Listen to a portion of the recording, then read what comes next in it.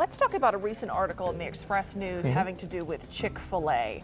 Really eye-opening stuff about the fallout from the city council deciding to exclude Chick-fil-A from the airport. That happened earlier in the spring. The biggest takeaway I saw from this article was the possibility of a Chick-fil-A Alamodome.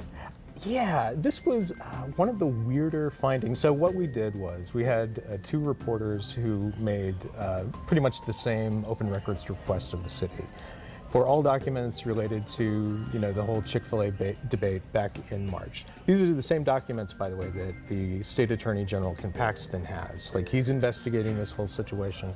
So we basically looked at what he looked at.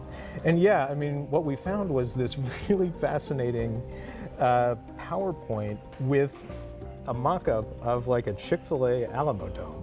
With a little, they even have, how Chick-fil-A has the little cow things, right? Yeah, it's like you had these cows adorning the Alamodome off, on the corners holding up their little signs. Hilarious looking stuff. And, we saw that, it's like, that's going on the front page. So, and it definitely did. But that's actually a little separate from their being excluded from the airport contract. Sure. I mean, basically what happened was the city was considering opening up the Alamodome's naming rights just to see kind of who the takers might be.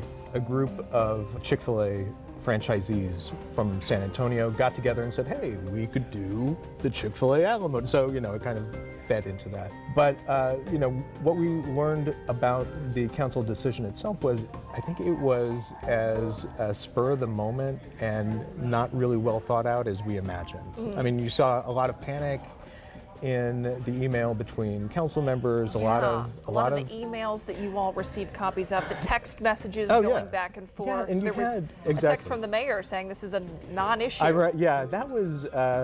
That was an interesting one to me, just because at that point I think it was fairly obvious that, hey, this is an issue. Right. And I repeat, it is a non-issue. Yeah, I mean, I think that was more wishful thinking than anything. Sure. It's like, if I say it's a non-issue, maybe it'll be a non-issue. It's like, surprise, it's an issue. So that didn't go away, and it just kind of got worse. Of course, the city has been sued over this. Yeah. There has been the Chick-fil-A law that came out of Austin, so-called. Yeah. That wasn't the official name. But anyway, so a lot of fallout happened from this, and a lot to go look at in that article, just in terms of the back and forth and the conversations between officials that you all have now taken a look at. At City Hall, I think I think the fondest wish of City Hall is that time travel were actually possible. And if it were, they would actually go back in time. And maybe not make this decision, but like do it differently, definitely. But I blame it on physics. We just don't know enough yet. But it's coming. Well, of course there were some of the council members who said, oh, I voted this way, but maybe I did that a little too quickly. Maybe.